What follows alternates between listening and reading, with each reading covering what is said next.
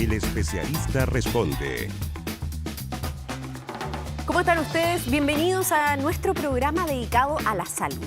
Los oncólogos han advertido en los últimos años una alza de cáncer de colon en personas jóvenes, es decir, adultos menores de 50 años están padeciendo esta enfermedad, incluso afectando a pacientes con estilos de vida saludables.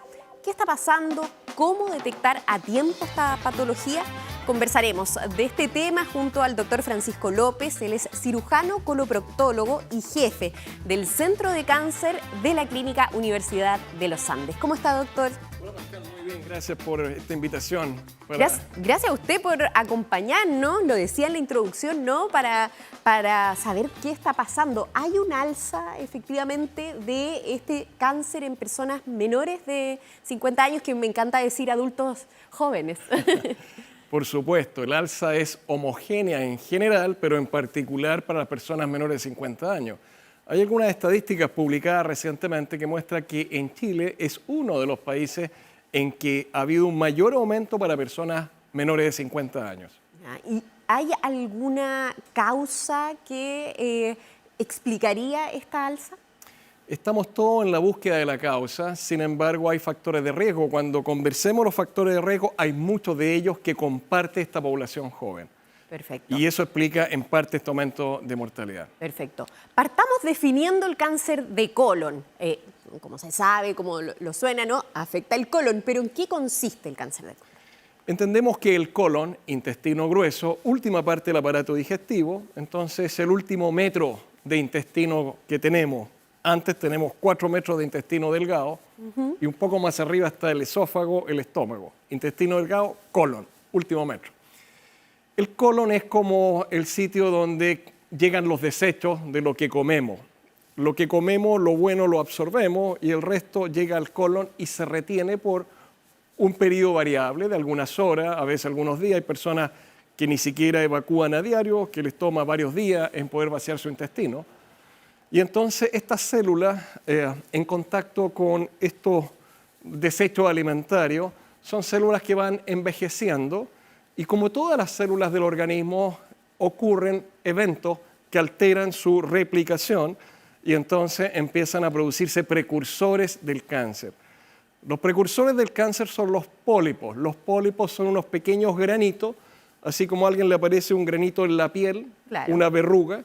Pensemos que eso mismo le ocurre a este tubo por dentro, al colon, un granito que le toma años en seguir creciendo y eventualmente desarrollar el cáncer. Perfecto. Ahí está el primer concepto interesante. Tenemos un precursor que le toma años. El granito puede tener pocos milímetros.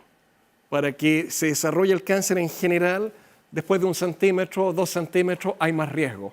Claro. Por lo tanto, hay un largo periodo sin ningún síntoma. Eso, justamente quería hacer hincapié en eso, porque ahora la idea es que revisemos los síntomas con gráfica, pero siempre advertir, y que lo hacemos acá con distintos especialistas, que no queremos llegar a esto. O sea, ojalá que esos signos o síntomas que vamos a ir informando ahora no sean los que tengan que llegar ahí para detectarse que algo está pasando, ¿no? Y la importancia, por ende, del diagnóstico. Revisemos los síntomas a partir de esta gráfica. Cambio estable en los hábitos intestinales, lo primero, como diarrea o estreñimiento o en la consistencia de las heces. Sangrado rectal o sangre en las heces, molestia abdominal persistente, calambres, gases o dolor, sensación de que el intestino no se vacía por completo. Hay más síntomas que vamos a revisar en la siguiente lámina, pero ¿alguno de estos primeros que mencionaba, doctor, es más común? Sí, como tú lo señalas, ojalá no lleguemos a estos síntomas. Pensemos que el tubo le ocurre que se está empezando a ocupar por esta masa o tumor y entonces empieza a haber dificultad en el vaciamiento del intestino. Esa dificultad puede expresarse en estitiquez o al revés, empieza a almacenarse contenido y después la persona empieza a evacuar por resbalse, diarrea. Entonces ya tenemos ahí un síntoma, pero es un tumor que ya tiene un cierto tamaño para generar estos síntomas. Claro. El dolor abdominal, la distensión, el decaimiento, la anemia o el sangrado en las deposiciones son todos síntomas de un tumor que ya tiene un tamaño habitualmente 2, 3 centímetros o más. Entonces, claro, idealmente no llegar a estos síntomas que se incluye, lo mencionaba usted también, la debilidad o fatiga, también la pérdida de peso sin causa aparente, náuseas o vómitos. Todos Sí. distintos signos que nos pueden estar alertando que ya es algo más serio. Así es. Ahora, el problema es que es bastante inespecífico, porque hoy en día en personas de 30 a 40 años, los mismos síntomas puede producirlo, por ejemplo, el intestino irritable, colon irritable, distensión, me hincho, de repente tengo irregularidad para ir al baño, tengo malestares derivados de los gases. Claro. Y eso, con mayor frecuencia, es intestino irritable, a diferencia del cáncer del colon que da síntomas permanentes. El intestino irritable hay periodos buenos, periodos malos. El estrés me gatilla, entonces estas molestias digestivas. Claro. El sangrado es distinto. El sangrado no viene con el intestino irritable y entonces eso da una señal de alerta. Pero en nuestra población lo característico, lo típico es que, estoy sangrando por hemorroides. Y entonces, si una persona tiene un cambio sostenido, ¿qué es lo que es un cambio sostenido? Una persona que tiene esta irregularidad consistente, es decir, si yo tengo ya un mes y nunca había sido estético o nunca había tenido una diarrea tan prolongada, y si más encima estoy sangrando intermitentemente, esa persona debe acudir al especialista y lo más probable es que el especialista le va a solicitar el examen diagnóstico más importante, que es la colonoscopía. Claro. ¿Qué tan importante es y qué rol juega el examen diagnóstico, en este caso la colonoscopia? El examen diagnóstico permite dar la tranquilidad de que, por ejemplo, definitivamente no hay nada, era intestino irritable, o veo que además hay hemorroides y entonces el sangrado venía por ese lado, no hay un tumor. ¡Qué tranquilidad! O al revés, definitivamente encontré el tumor, tomo las biopsias, espero ese resultado y si se confirma que definitivamente es un cáncer, tendré que tratármelo. Pero a veces ocurre que encontramos el precursor y eso es bien importante porque no son muchos los tumores que tienen precursores. El precursor siempre decimos está al alcance de la mano o al alcance del colonoscopio. Colocamos este tubo dentro del intestino, estamos mirando ese grano de 1 centímetro y podemos sacarlo inmediatamente. Entonces, y ahí no se desarrolla el cáncer. Claro, si sacamos el precursor no vamos a tener el cáncer. Claro. O incluso, de todas formas tienen que hacer la biopsia. sí, pero se saca el precursor de entrada. Ya. E incluso uno puede prevenir naturalmente o tratar un cáncer precoz. La colonoscopía hoy en día además permite tratar un cáncer que esté recién partiendo, que esté totalmente focalizado. Y en ese caso, la sobrevida, el pronóstico mejora sustancialmente. Pero sin duda, o sea, si uno puede detectar un tumor que esté en su etapa inicial y lo saca por endoscopia, esa persona puede curarse, al día siguiente estar en su casa haciendo su vida normal.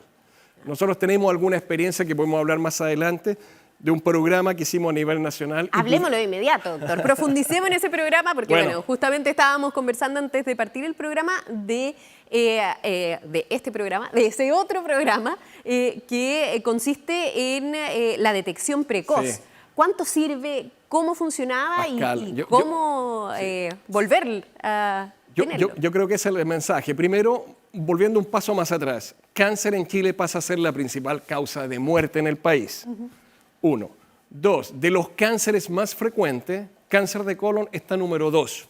10 años, 15 años atrás era como el número 6. Es decir, estamos frente a un cáncer que aumenta año tras año. Eso es un concepto que todos tenemos presente los especialistas. Ahora, es de los cánceres donde más se puede hacer prevención porque sacamos el precursor. Sin precursor no va a haber cáncer. Y entonces, la pregunta que tú me haces, sí, en el mundo desarrollado, quienes más experiencia tienen en detección precoz y prevención del cáncer digestivo, gástrico y colorectal son los japoneses.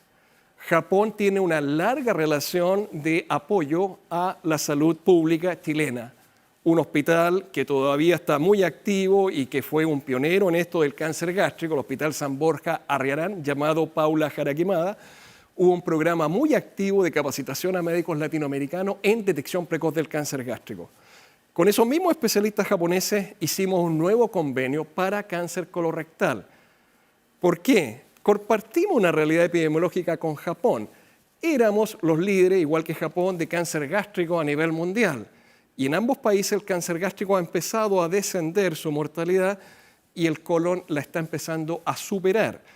Y entonces hicimos un convenio con Japón para levantar programas de detección precoz en hospitales públicos de Chile. Ese programa partió el año 2012, se llamó PRENEC, Prevención de Neoplasias del Colon, y lo implementamos en 7 hospitales públicos entre Antofagasta y Magallanes, Punta Arenas. Por ahí me preguntaste, muy interesante, ¿dónde está la mayor mortalidad o estaba la mayor mortalidad de este cáncer de colon en Chile? Claro, porque no necesariamente se distribuyen, ninguna de las patologías tienen prevalencias distintas o incidencias distintas en zonas, regiones. ¿Y cuál es en este caso la del cáncer de colon? Magallanes, Punta Arenas, tenía la mayor mortalidad a nivel nacional. Y entonces cuando fuimos a hablar con las autoridades nos dijeron, si van a hacer un programa preventivo, nosotros queremos estar en ese programa.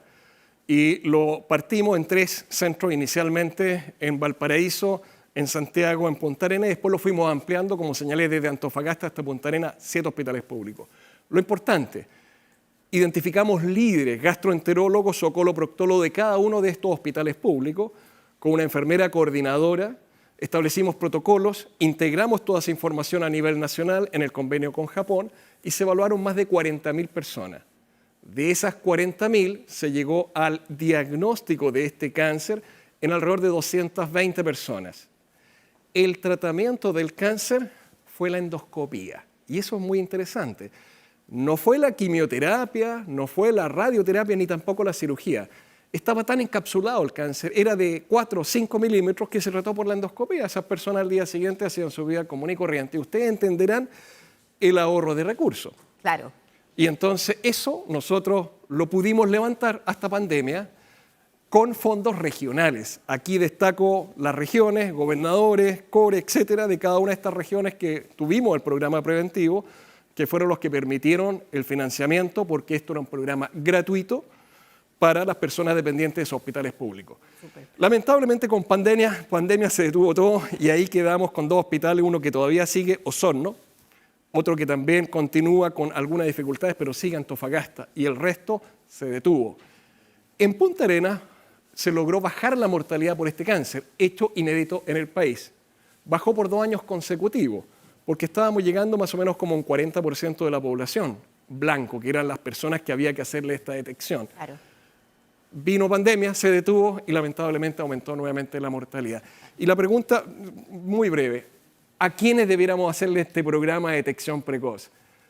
Nosotros planteamos las guías internacionales, hombres y mujeres de 50 o más años asintomáticos. Porque alguien va a decir, yo estoy sangrando, me duele el abdomen, me quiero hacer el chequeo. No, nosotros queríamos llegar a los que no tenían ningún síntoma. 50 o más años, entre 50 y 75.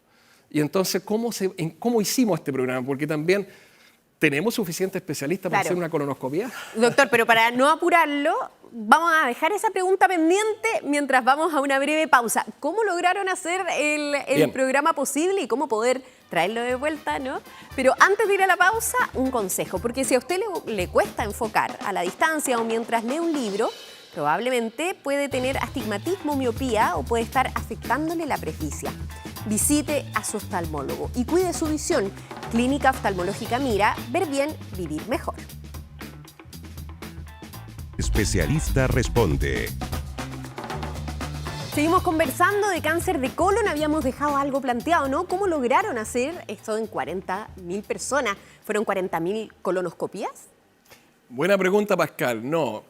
Los programas masivos, los programas a la comunidad, es imposible hacerlos con colonoscopía porque no está la capacidad, la oferta de especialistas que puedan hacerla. Y en los distintos países europeos, asiáticos e incluso Estados Unidos, hoy en día la forma de ejecutarlo es a través de un test que detecta la presencia de sangre en deposiciones. Microscópico, no es visible. Claro. Y entonces esos test son bastante específicos del punto de vista que hay un anticuerpo que va contra la molécula de la hemoglobina humana y la ventaja de eso respecto a otros test antiguos es que la persona no necesita restringir comer carnes de vacuno, por ejemplo, porque podría salir positivo el test, no necesita restringir alimentos y uno pincha la deposición, la envía al laboratorio y el test puede salir positivo o negativo. Si es positivo, hay pérdida de sangre en deposiciones, hay que hacerse la colonoscopía. La pregunta es qué porcentaje de las personas entre 50 y 75 tuvieron el test positivo, más o menos como un 10, un 11%. Hoy en día ocupamos una tecnología ligeramente distinta y la positividad llegamos a un 5, a un 7%, porque lo que queremos es encontrar no los pólipos milimétricos que en general no dan un problema en el corto plazo. Lo que queremos encontrar son los pólipos de riesgo, que en los próximos meses o próximos 2 o 3 años sí van a ser un cáncer. Claro. Es ahí donde queremos focalizar el recurso de la colonoscopía. Claro. Por eso tan importante, ojalá reeditar este programa, volver a tenerlo, pero por el momento las personas también pueden tomar sus precauciones, que es visitar al especialista y hacerse sus chequeos antes. ¿De qué edad estamos hablando que debería uno ir a hacerse su primera colonoscopía?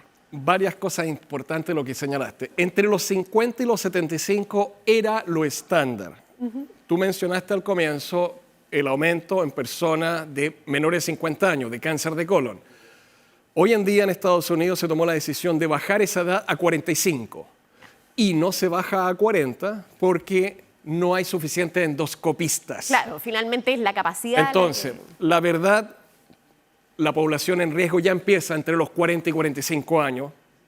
El punto es, tú comentaste, este test es de bajo costo, no tiene ningún riesgo, no requiere ninguna preparación. Hoy en día está en las distintas regiones. Uno como ciudadano común y corriente, Sí, en vez de hacerse la sí. colonoscopía, podría hacerse este test, Sí. solicitarlo por medio Se del puede hacer en la especialista. medida que seas asintomática y que no tengas antecedentes familiares de este cáncer. Porque o si no entras en otro grupo especial de riesgo. Por ejemplo, si mi padre tuvo un cáncer de colon, lo ideal es que yo me haga una colonoscopía. Perfecto. Familiares de primer grado deben hacerse una colonoscopía. Pero si quiero ser responsable con mi salud, estoy dentro de ese rango etario, Sí. ¿puedo ir al gastroenterólogo en este caso y solicitar? O... Ahí está otra buena pregunta, porque en realidad hora para un gastroenterólogo. Lo digo, es lo cierto. digo responsablemente. Hemos trabajado este tema con la Sociedad de Gastroenterología. Pueden pasar varios meses para que en el sistema público logremos encontrar una hora con un gastroenterólogo. La atención primaria, y aquí viene un factor muy importante. Nosotros estamos trabajando para incorporar a la atención primaria a un programa de cribado, esa es la palabra, cribado del cáncer digestivo. Cribado, perfecto. Cribado, tamizaje, en Estados Unidos, en el idioma anglosajón es screening. Perfecto, el screening, Cribado perfecto. es la palabra. Queremos cribar, queremos seleccionar a estas personas por grupo etario, hacerle este test y los que tengan el test positivo le vamos a hacer la colonoscopía. Y entonces, la atención primaria de salud debiera ser un actor, no un espectador. Y entonces lo lógico sería que la comunidad vaya a la atención primaria, que ellos tengan muy claro el test. Si sale positivo, lo van a derivar al endoscopista. Nosotros hemos trabajado con los distintos ministros de salud desde el año 2010. Partimos ahí, este programa partió el 2012. Con quien lo hicimos realidad fue el ministro Erazo. Y de ahí he conocido a todos los ministros de salud. Y la verdad es que, lamentablemente, cuando nos invitan a hablar del tema, tenemos que partir casi de cero. Claro. Porque nos preguntan, cuéntenme. Yo le digo, ¿de dónde? Acá no va a pasar porque sabemos que Bien. la futura ministra le va a encargar, Maicho Balí, va a ver este programa y Encantado. vamos a poder hacer una avanzada, ¿no? Hemos tenido apoyo y también destaco de la ministra actual, quien Claro. ha permitido que trabajemos para incorporar a la atención primaria. Estamos en este minuto con las sociedades de gastroenterología, coloproctología, endoscopía digestiva, tratando de incorporar a estos especialistas de atención primaria Claro. en un programa de cribado. Y espero yo que con la nueva ministra esto se pueda seguir consolidando. Claro. Doctor, se nos ha pasado volando el tiempo, siempre pensamos que vamos a tener más, pero pasemos a las preguntas. Perfecto. No hemos profundizado en los tratamientos, pero sí en alguna de las preguntas nos puede servir. ¿Cada cuánto es necesaria una colonoscopía preventiva? Bueno, lo dejamos un poco claro, ¿no? Mira, hoy en día existen parámetros de colonoscopía de calidad. Si uno se hace una colonoscopía de calidad, ya ni siquiera es cada 5 años. Probablemente todas las sociedades adopten más la norma de hacerlo cada 10. Por lo pronto, 5 años no es necesario antes y muy probablemente cada 10 cuando es de calidad. Entonces, tomar esa precaución y va a quedar, digamos, con ese check por varios años. Eso. Pasemos a la otra pregunta que ustedes nos hacen llegar a través del hashtag El Especialista Responde. ¿La esofagitis y o úlceras pueden derivar en cáncer de colon? Eso es no. Esos son heridas o reflujo o un retorno del ácido Está hacia el esófago. mucho más arriba en el Está harto más arriba. No es un factor de riesgo para cáncer de colon. Perfecto, clarísimo. Veamos otra de las preguntas que nos hacen llegar a través de nuestro hashtag, El Especialista Responde. ¿Cuáles son los síntomas para estar alerta? Como lo señalamos, una persona que tenga un cambio en su ritmo evacuatorio sostenido por más de un mes, esa persona debe ser evaluada. Si la persona está sangrando, en particular una persona que no es estítico, que nunca había sangrado, también tiene que ser evaluado. Hoy en día, cualquier persona que tiene una anemia es sospechoso de tener pérdida de sangre por el tubo digestivo. Esa persona requiere un estudio detallado endoscópico alto hacia el estómago duodeno y colonoscopía. Perfecto. Si tiene esos signos, si tiene síntomas, ya tiene que tratarse. Profundicemos en estos minutos que nos quedan, doctor, en el tratamiento. ¿Qué opciones tiene una persona que ya está diagnosticada con cáncer de colon? Bien, cuando... Pero antes, para aclararlo muy cortito, quizá usted me lo va a aclarar muy rápidamente. ¿Cáncer de colon y cáncer colorectal es lo mismo? Hablamos de colon para todo lo que queda más encima, más arriba de la pelvis. Los últimos 12, 15 centímetros de este intestino grueso que está metido en la pelvis, eso lo llamamos recto. La última parte del colon. O sea, si el pólipo está más abajo, colorectal. Pólipo rectal. Si está de los 15 centímetros en general hacia arriba, es un pólipo de colon. Pero cuando hablamos colon, colorectal, es general, colorectal. Sí. Perfecto. Ahora, como lo señalé, si uno hace un diagnóstico sin síntomas, es posible que la endoscopía pase a ser una herramienta terapéutica, como lo señalamos recién. Claro. Si la persona se diagnostica por síntomas, lo más probable es que va a requerir una cirugía. De entrada, esa cirugía, hoy en día el estándar es hacerlo por laparoscopía, pero se ha incorporado en los últimos años cada vez con más frecuencia la técnica robótica. La robótica es una área de la laparoscopía que es más precisa, mejor visualización, mejor control, es un cirujano más descansado y que tiene el control completo del campo operatorio. No es que el robot haga la cirugía, la hace el cirujano sentado en una consola con unos joysticks y lo que hacemos es los mismos movimientos, pero los instrumentos los sujeta el robot.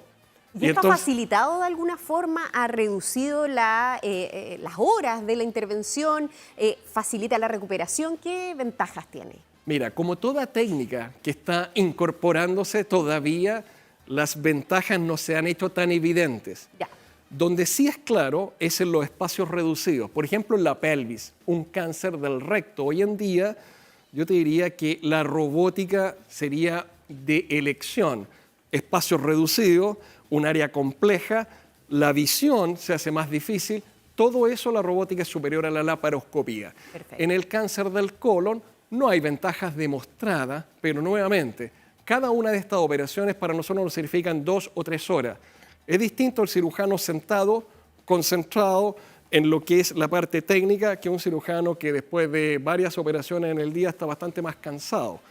El control del campo operatorio, uno puede disponer de 4 brazos controlados por uno. O sea, yo hago también parte de lo que podría ser mi ayudante. Y luego de esta cirugía, que puede ser en este caso robótica, por ejemplo, como usted lo está planteando, es un proceso de recuperación muy largo, las personas pueden retomar su vida. Después, bueno, por supuesto, como es un cáncer, va a depender de otras cosas, si hubo metástasis, en qué etapa del cáncer, etcétera. Pero ¿cómo viene la recuperación después de esta cirugía? La robótica tiene las ventajas de la mínima invasión, como la laparoscopía, y por lo tanto es una cirugía de recuperación más rápida con respecto a lo que era el tajo abierto o cirugía por laparotomía. En general, un paciente operado en forma electiva programada son alrededor de unos 3 días de hospitalización. La cirugía abierta era aproximadamente 6 o 7 días. Ahora, con la estandarización, mejores equipos, probablemente se siga reduciendo esa estadía. Hay algunos especialistas que han hecho cirugía con hospitalización de un día. Para nosotros todavía eso no está tan cercano. pero se han ido reduciendo los días de estadía hospitalaria, por supuesto. Perfecto. Doctor, en los minutos que nos quedan, algo que se nos haya quedado en el tintero, algo que no se nos pueda escapar de esta programa. No, yo creo que el mensaje es cuando uno va a las regiones, en este programa que teníamos, lo primero que nos dicen todos, ¿cómo vamos a hacer prevención si tenemos lista de espera? Claro. Las personas están con síntomas, están ahí por meses y entonces no podemos hacer prevención. Yo creo que alguien que tenga una visión de Estado, llamémoslo así, porque esto es realidad en los países desarrollados. Nosotros tenemos resultados que muestran que esto es costo efectivo. Por lo tanto, no solamente se pueden salvar vidas, sino que se puede mejorar la calidad de vida al evitar terapias costosas y se salvan recursos. Entonces, yo creo que ha llegado el momento, espero, incorporando a un nuevo actor en este escenario que serían los médicos de atención primaria, de poder partir, quizás no en todo el país en forma simultánea, pero en algunas regiones donde hay mayor mortalidad por este cáncer, partir un programa de detección precoz y prevención. Sobre todo considerando lo que nos están diciendo las cifras, ¿no? Sí. Que es muy alta y además que usted me lo comentaba antes de partir del programa, esta diferencia abismal que hay entre especialistas endoscópicos con Japón, por ejemplo. Sí. Si recuerda la tasa. Por supuesto. Nosotros hicimos una encuesta, nuestra universidad hizo una encuesta a nivel nacional, participación de los gastroenterólogos y definimos que en Chile tenemos alrededor de 500 endoscopistas. En Japón hay 40.000. Si lo llevamos a la relación endoscopista por cada 100.000 personas... Claro, la tasa. ¿Sí? Eso da 2.3 en Chile y en Japón da 33. Entonces, evidentemente que necesitamos nosotros mayor formación de endoscopistas. Eso está claro, lo hemos discutido en todas las sociedades y en eso estamos. Estamos muy conscientes y queremos colaborar con el sistema público en nuevas rutas e integrar naturalmente en un programa de cribado a la atención primaria, que es fundamental. Claro, entonces ahí tenemos distintas visiones en este programa, un llamado también a la autoridad con esta visión de Estado que dice usted, lo mismo que comentaba usted a partir de los especialistas y el trabajo también que pueden hacer las personas en sus casas preocupándose de tener exámenes preventivos. Doctor, muchísimas gracias por habernos acompañado. Si recién estamos despidiendo el programa, Francisco López, cirujano coloproctólogo y jefe del Centro de Cáncer de la Clínica Universidad de los Andes. Muchísimas gracias, doctor. Gracias por la oportunidad, Pascal. Muchas gracias al canal. Y a ustedes, gracias por la sintonía y sigan con nosotros con Canal 24 Horas. Chao.